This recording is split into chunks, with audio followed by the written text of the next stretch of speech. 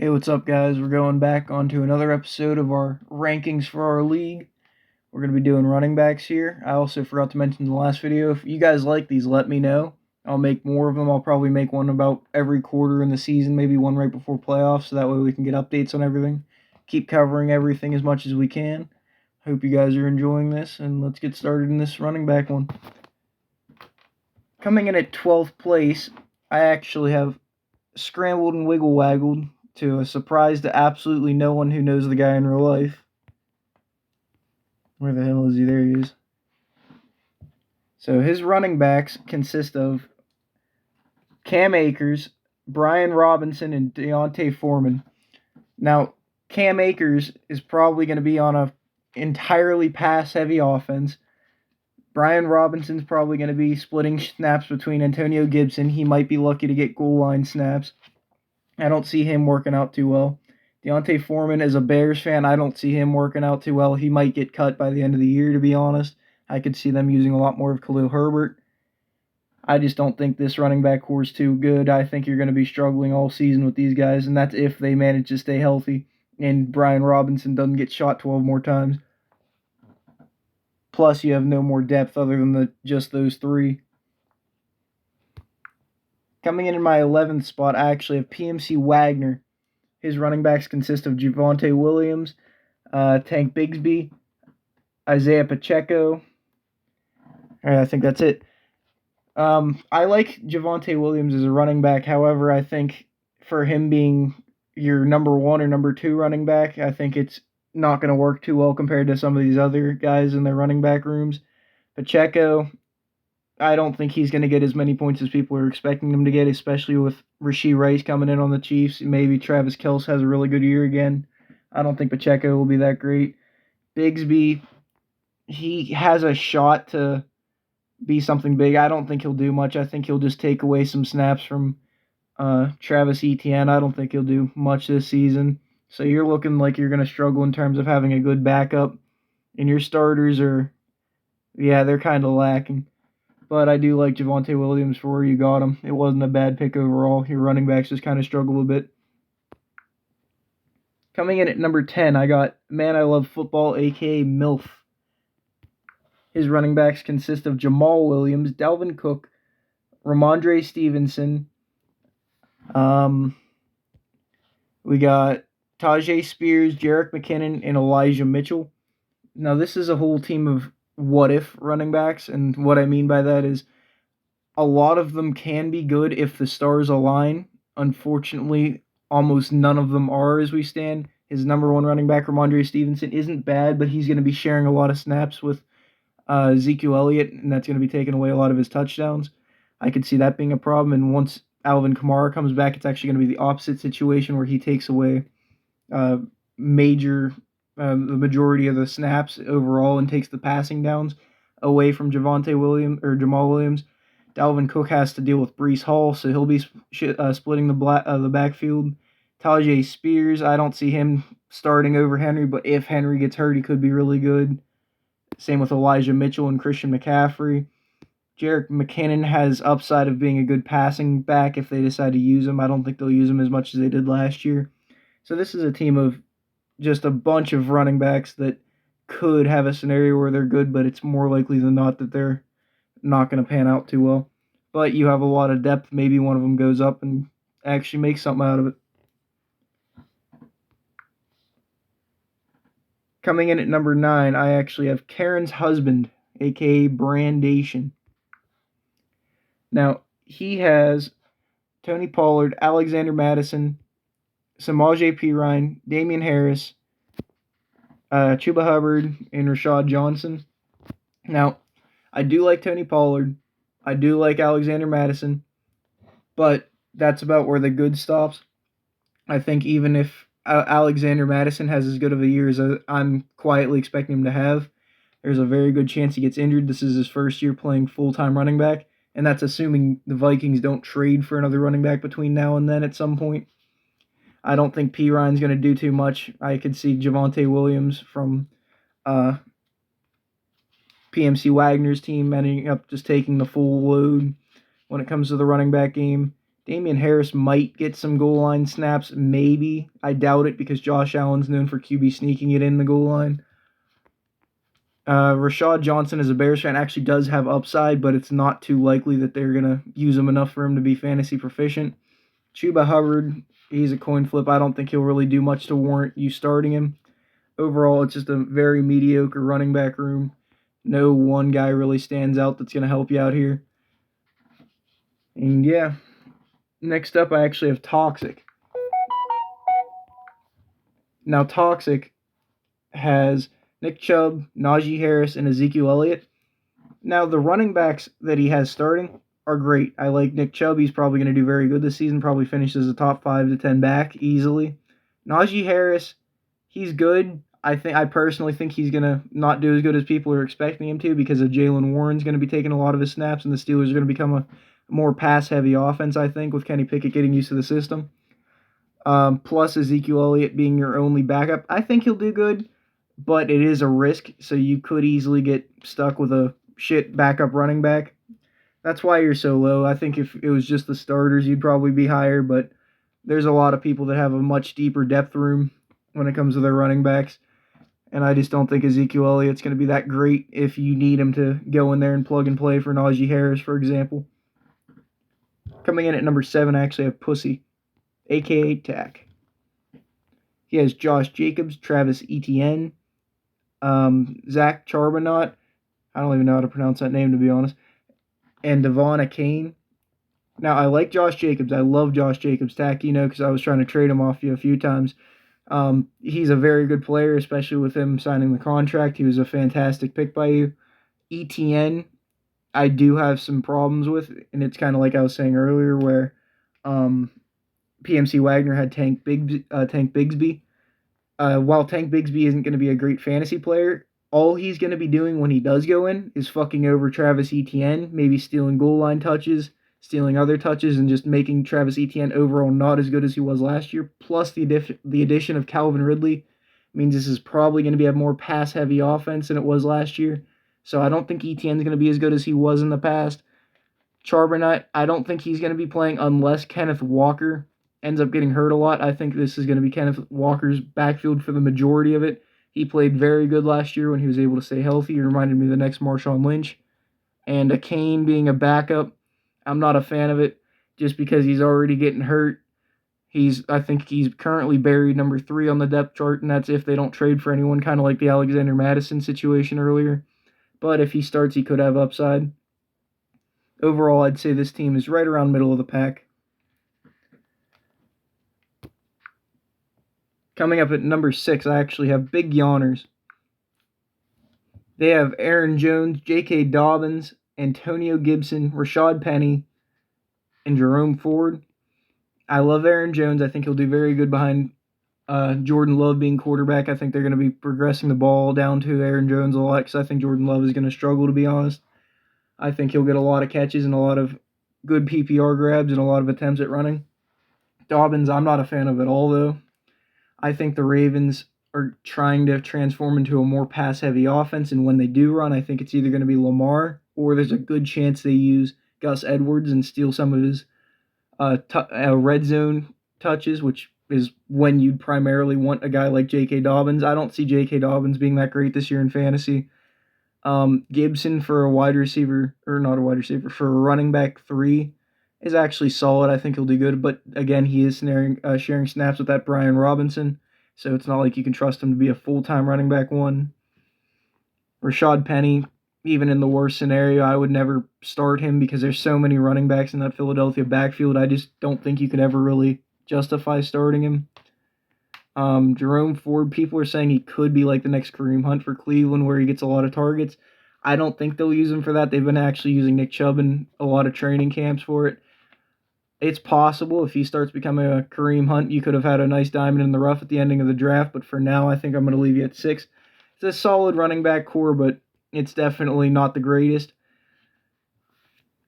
And now we're starting to get into the good section. Number 5, I actually have Rick Tatership. Now, Rick Tatership has James Conner, Rashad White, A.J. Dillon, Raheem Mostert, Tyler Algier, and Jonathan Taylor.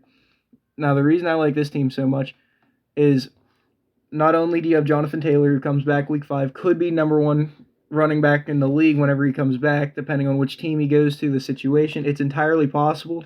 Running back room is very stiff this year compared to how it's been in years past. I think a guy like Jonathan Taylor could be a league winner if he starts playing and he, doesn't keep holding out on contracts and being stupid.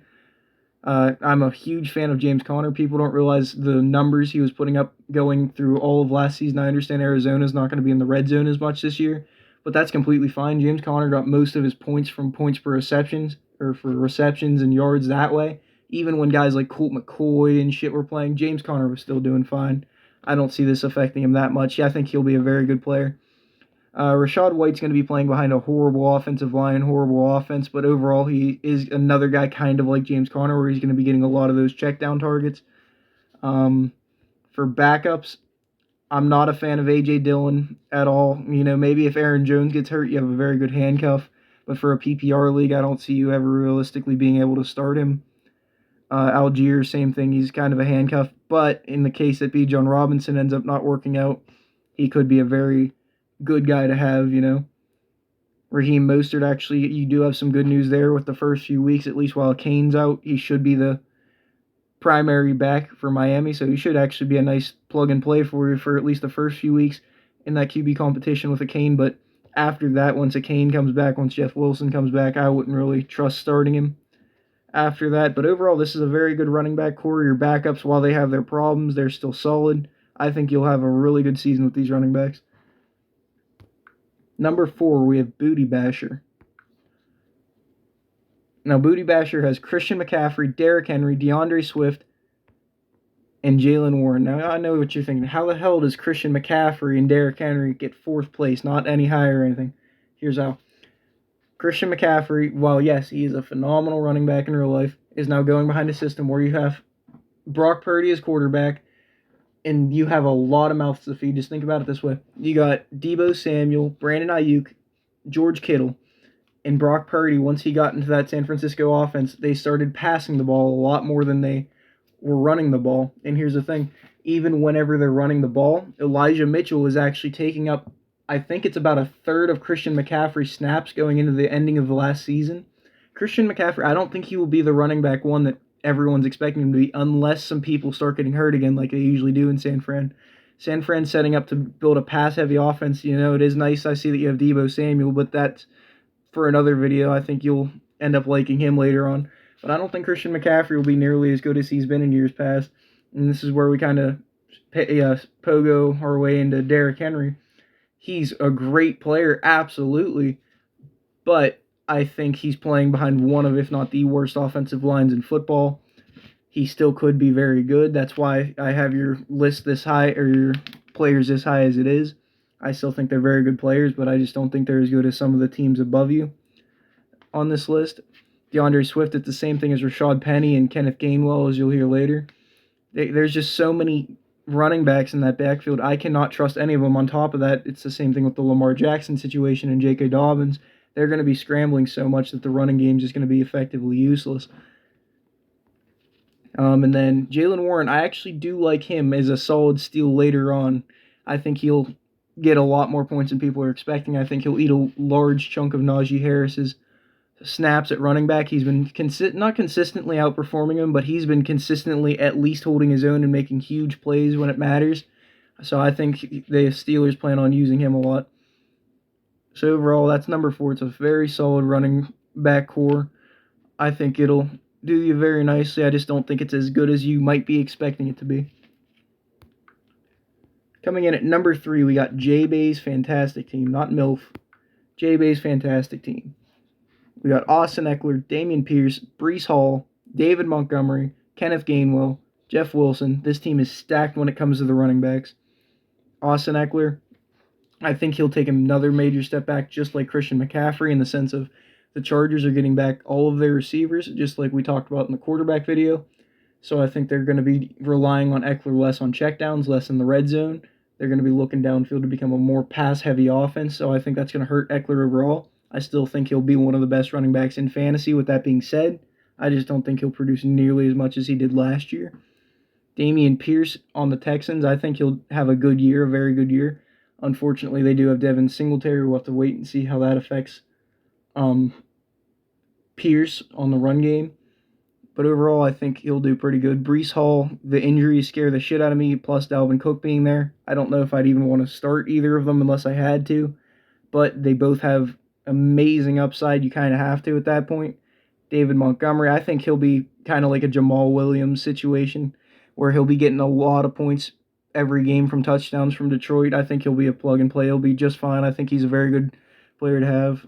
Kenneth Gainwell and Jeff Wilson, though, this is where you start to lose me with this running back room. I get that they're backups, It's just how good this running back room is overall. But Gainwell and Wilson, I would never start just because there's so many running backs on the team.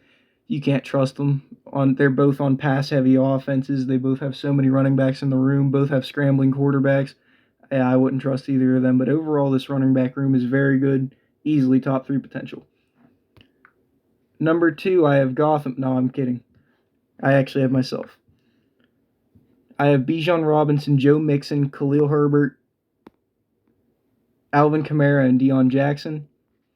I'm personally not as big of a fan of Bijan Robinson as a lot of other people are. I actually just made a trade for him. I don't think he'll do nearly as good as people are saying he's going to, just because I think Atlanta's going to split the backfield more than they're letting on. But Bijan Robinson absolutely does have the upside to potentially finish as the best running back in the league this year. I don't think he will, but he does have that upside. Joe Mixon, I think, is a borderline running back 1 when it comes to fantasy. Heck, he might be a running back 1. I think he's in one of the best situations to get touchdowns, to get targets. You name it, he's in the ideal, perfect situation now that all of his aggravated menacing is done with. You got Khalil Herbert. I think he'll be the main check down running back for the Bears for receptions and all that. I think he'll be their go-to guy. It could be that Rashad Johnson at the end of the year, but I think it'll be Herbert. He's still young too. I think the Bears plan on using him as their main guy. I just don't like Deontay Foreman. He's probably my least favorite out of that running back trio. I actually got a new pickup today in Alvin Kamara. This is kind of what boosted me this high, I think. Even though he doesn't play until, I believe, week 4, getting Alvin Kamara as my running back 4 is just or running back 3 or 4. That is really good. I believe that he'll have a better year than he had last year when he's actually playing. But I do think that Jamal Williams being there is going to be a problem for him stealing touchdowns. But overall, I still think that warrants. That's basically 3 running back 2s to 1s, depending on how you see it. And I also have Deion Jackson. I don't know what the hell is going to happen with Indianapolis' running back situation, but I think they're going to either go with Evan Hall or Deion Jackson. I have Deion Jackson just because he seems the most likely at the current time. And heck, if he ends up being good, that's one of the best offensive lines in football. I think he'll not be as good as Jonathan Taylor, but when you have that good of an offensive line and that much of a run-heavy offense that relies on the run game so much, I think when it comes to fantasy, he'll be great as long as he's the one starting. Now, at number 1, I got to admit, as much as I just hyped up my own running back room, it has nothing on Gotham. I don't know if Gotham just decided to go balls to the wall on its running back room or what, but here goes. They have Saquon Barkley, who could finish as the running back 1 on the league this year. It's absolutely possible. If he stays healthy, he could easily finish the number 1 running back. Like I said, a lot of those other guys that people are expecting to do good, I think are actually going to downgrade this year. I think people like Saquon are in the prime position to just keep doing what they're doing, keep doing fine. Jahmyr Gibbs, I think, will be great for Detroit. I actually think he might upset Bijan Robinson when it comes to fantasy. I'm really high on Jahmyr Gibbs. This is a very good steal from Mr. Gotham over here. I think he'll be getting a lot of targets. The only thing I think he won't be getting is the touchdowns. Plus, Jameson Williams is out till later week in the season, so there'll probably be a run/check down heavy offense early on in the season until they get him. Miles Sanders is a running back 3. It could be Christian McCaffrey type upside, kind of same with Deion Jackson and Jonathan Taylor, but this time Miles Sanders in Carolina. Now, anybody who's watched Miles Sanders plays knows how good he can be. It's just a matter of if teams utilize him properly. And from a fantasy point of view, Miles Sanders is someone you could actually look very excited towards this season, in my opinion. Nobody expects him to, but I think if they use him properly, like I think they will, especially with Bryce Young being a rookie and their receiving core being dog shit, it could be a very, very good late round pick for Miles Sanders. And we're not even at the best part yet, so that's his first 3 running backs. He still has James Cook, who could be really good, could be really bad. He's probably going to be snap sharing, although if he doesn't, that will be really good. He should be a good receiving down back, at a lot of receptions. It should help him with PPR. If he starts developing properly and nicely, he should be a really good running back for the Bills. A lot of red zone opportunities, but I do think Josh Allen's going to take the majority of those, or Damon Harris. So overall, I think James Cook might be overrated, but overall, he's still really good for a running back 4. And for a running back 5, Kenneth Walker, I could see him finishing as a top 12 running back this league, maybe higher. Like I said, I think he looked like Marshawn Lynch out there whenever I was watching him. I think everybody knows it. It's just a matter of if he can manage to stay healthy or not. I don't think Charbonnet's going to eat away too much of his load unless, oh, Jesus Christ, I just made that sound horrible, but I don't think Charbonnet's going to take too many of his snaps away unless he starts getting hurt or showing signs of slowing down. I don't think he will, though. I think, if anything, he might have an injury here and there, but other than that, yeah, this running back core is ridiculously strong. Good job to Gotham Troublemakers on putting that together. That is a very strong running back core overall. Like I said, I hope you guys enjoyed the video. If you guys like these, just let me know. I'm looking forward to making more of these as we go throughout the season. I'm going to try to keep covering it, making coverage videos on the league. If it makes you guys more involved or interested or not, just let me know, like I said. I hope you guys are enjoying it. Peace out. I'll try to release a receiver video tomorrow or so. If not, I'll just send you the link whenever I do end up making it, but I'll try to make it tomorrow. You guys have a good one.